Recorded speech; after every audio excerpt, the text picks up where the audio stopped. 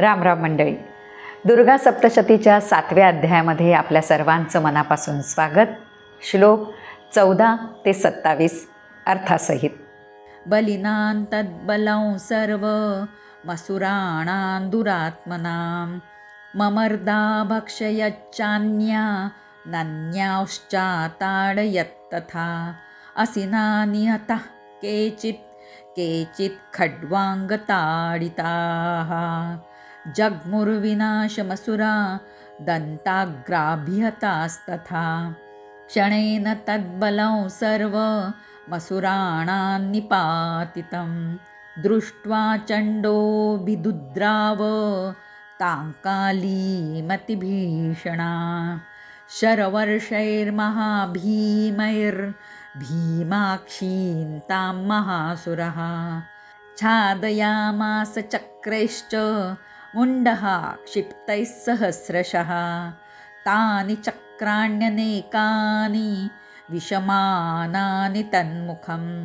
बभुर्यथार्कबिम्बानि सुबहूनि घनोदरं ततो जहासातिरुषा भीमं भैरवनादिनी कालीकरालवक्त्रान्तर्दुर्दर्श दशनोज्ज्वला उत्थाय च महासिंहन् देवी चण्डमधावत गृहीत्वा चास्य केशेषु शिरस्ते नासिनाच्छिनत् अथ मुण्डोऽभ्यधावत्तान् दृष्ट्वा चण्डन्निपातितं तमप्यपातयद्भूमौ सा खड्गाभिहतौ रुषा हतशेषं ततः सैन्यं दृष्ट्वा चण्डन्निपातितं मुण्डै च सुमहावीर्यन् दिशो भेजे भयातुरं शिरश्चण्डस्य काली च गृहीत्वा मुण्डमेव च प्राह प्रचण्डाट्टहास मिश्रमभ्येत्य चण्डिकां मया तवात्रोपहृतौ चण्डमुण्डो महापशु युद्धयज्ञे स्वयं शुम्भन् निशुम्भै च हनिष्यसि। ऋषिरुवाच तावानीतौ ततो दृष्ट्वा चण्डमुण्डौ महासुरौ उवाच कालीं कल्याणी ललितै चण्डिकावचः यस्माच्चण्डै च मुण्डै च गृहीत्वा त्वमुपागता चामुण्डेति ततो लोके ख्याता देवी भविष्यसि। ओम श्री मार्कंडेयपुराणे श्री जगदंबार्पणमस्तु।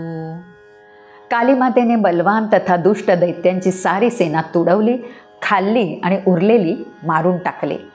काही जणांना तलवारीने ठार केले, काहींना खड्गाने मारलं, तर कित्येक राक्षस तिच्या दातांच्या अग्रभागी चिरडून नष्ट झाले. या प्रकारे देवीने राक्षसांचं ते सर्व सैन्य क्षणात नष्ट केलं. हे पाहून चंड अत्यंत भयंकर अशा कालीच्या अंगावर तात्काळ धावून गेला. तिकडून तो महादैत्य भयंकर बाणांचा वर्षाव देवीवर करू लागला. हजारो चक्र सोडून त्या भयानक नेत्राच्या देवीला आच्छादित करिता झाला. ती सर्व चक्र देवीच्या तोंडात शिरत असताना जणू काय मेघांच्या पोटात हजारो सूर्यबिंब शिरावी तशी ती भासू लागली. मग जिचं मुख अक्राळ विक्राळ आहे आणि ते पाहणंही कठीण अशा प्रकारच्या दातांची उज्ज्वल प्रभा पसरली आहे, जिच्या गर्जनाचा आवाज अतिशय भयंकर आहे, अशी ती काली अत्यंत क्रोधाने विकट हास्य करू लागली. मग त्या देवीने प्रचंड तलवार हातात घेऊन कोपयुक्ततेने हमचा उच्चार करून चंडावर झडप घातली आणि त्याचे केस पकडून त्या तलवारीने त्याचं मस्तक छाटून टाकलं.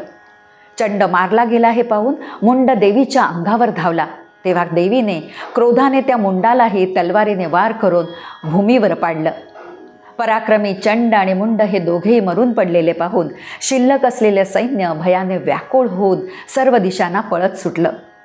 मग ती काली चंड आणि मुंड यांची मस्तकं घेऊन चंडिका देवीकडे गेली आणि प्रचंड अट्टहासयुक्त गर्जना करत तिला म्हणाली, हे देवी, मी चंड आणि मुंड हे महान पशु तुझ्यासाठी मारून आणले आहेत. आता युद्ध यज्ञात तू शुंभ आणि निशुंभ यांना मार.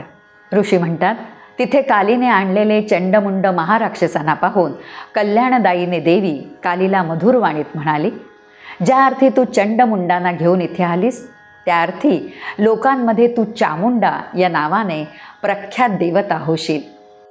या प्रकारे श्री मार्कंडेय पुराणातील सावर्णिक मन्वंतरामधील देवी महात्म्यातील चंडमुंडवत नामक 7वा अध्याय पूर्ण झाला. श्री जगदंबार्पणमस्तु. मंडळी, तुम्हाला हा भाग आवडला असेल तर लाईक करा, शेअर करा. चॅनलवर नवीन असाल तर सबस्क्राईब करा. तेव्हा पुन्हा भेटूया दुर्गा सप्तशतीच्या नवीन भागामध्ये. तोपर्यंत स्वतःची काळजी घ्या. राम राम.